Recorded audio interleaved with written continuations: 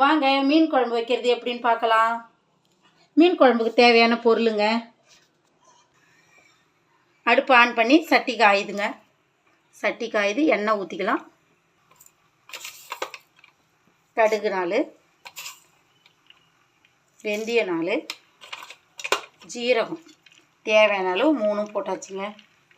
3 பொன்னிறமாக வறுக்கட்டும். கடுகு பொரிஞ்சிச்சுங்க. சின்ன வெங்காயம் சேர்த்து மீன் குழம்பு வச்சா அவ்வளோ டேஸ்ட்டாக இருக்குங்க. ஒரே ஒரு பச்சை மிளகா போட்டிருக்கேன்.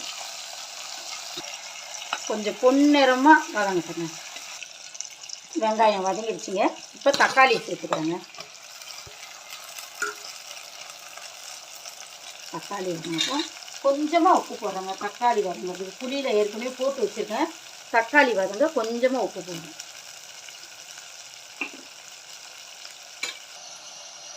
நல்லா வெங்காயம் தக்காளி வதங்கிடுச்சிங்க.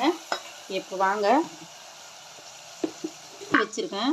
இதில் வெங்காயம், பெரிய வெங்காயம் 1, ஒரே ஒரு பச்சை மிளகா, மிளகு, பூண்டு, கருவேப்பிலை, இவ்வளவும் குழம்பு நமக்கு எவ்வளோ தேவையோ அதுக்கு தகுந்த மாதிரி தேவையான அளவு போட்டு அரைச்சி பேஸ்ட்டாக வச்சுருக்குறேங்க. இதை எண்ணெய்க்குள்ளே போட்டுடுவோம்.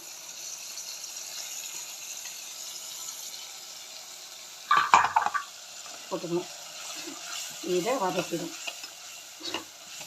இது கொஞ்சம் பச்சை ஸ்மெல் போகிற அளவுக்கு வதக்கணும்.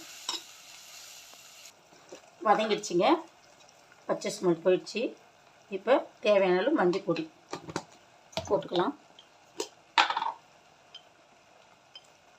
தனி மிளகாத்தூளுங்க, சும்மா 1 ஸ்பூன், கலருக்காக தாங்க அது போட்டுக்கலாம். வீட்டு குழம்பு மிளகாத்தூளுங்க இது.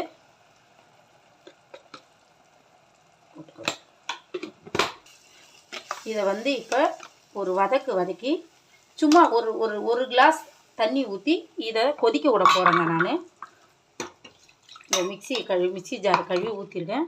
சும்மா ஒரு கிளாஸ் தண்ணி ஊற்றி இதை மட்டுமே கொதிக்க விட போகிறேங்க. சிம்மில் வச்சு கொதிக்க விட போகிறேங்க. மிளகா வெடிப்பு போகிற அளவுக்கு கொதிக்க விட போகிறேங்க.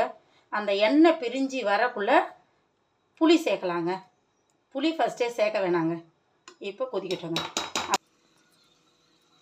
வாங்க, இதை பாருங்கள், எண்ணெய் பிரிஞ்சு வந்துடுச்சு. இப்போ இந்த மிளகா வெடிப்பு பூரா போயிடுச்சு. அதனால் இப்போ புளி சேர்த்துருவோம். புளி சேர்த்து கரைச்சி வச்சுருக்கேன். புளி சேர்த்து பழ சைஸ் தாங்க புளி எடுத்துருக்கேன்.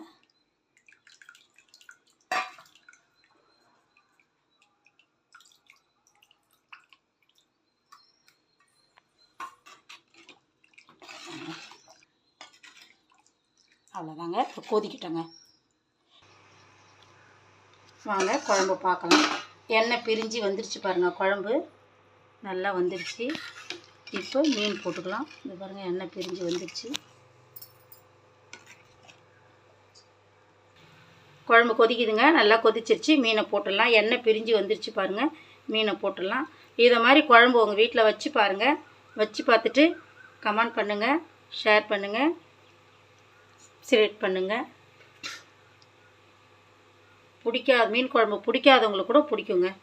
இப்படி வச்சு பாருங்கள். அதுவும் சட்டியில் வைங்க. மண் பாத்திரம் வாங்கி யூஸ் பண்ணி பாருங்கள். அதனுடைய டேஸ்ட்டே வேறு. சின்ன வெங்காயம், மண் பாத்திரம், இதெல்லாம் நீங்கள் மாற்றி செஞ்சு பார்த்தீங்கன்னா உங்களுக்கு டேஸ்ட்டு ரொம்பவே நல்லா இருக்குங்க. பாருங்கள், ஆச்சு. மீன் குழம்பு ரெடி ஆயிடுச்சு. எங்கள் வீட்டில் இப்படி மீன் குழம்பு வச்சா பிடிக்குங்க. நான் வைக்கிறேன், நீங்களும் வச்சு பாருங்கள். குழம்பு ரெடி ஆயிடுச்சுங்க. மீன் போட்டு கொதி வந்துருச்சு. ஆஃப் பண்ணிடலாங்க. இந்த பாருங்கள், மீன் குழம்பு ரெடி ஆயிடுச்சு. இந்த சட்டியில் வச்சதுனால பாருங்கள், ஆஃப் பண்ணியும் கொதிச்சுக்கிட்டு இருக்குது பாருங்கள். பாருங்கள், சூப்பராக இருக்கு பாருங்கள்.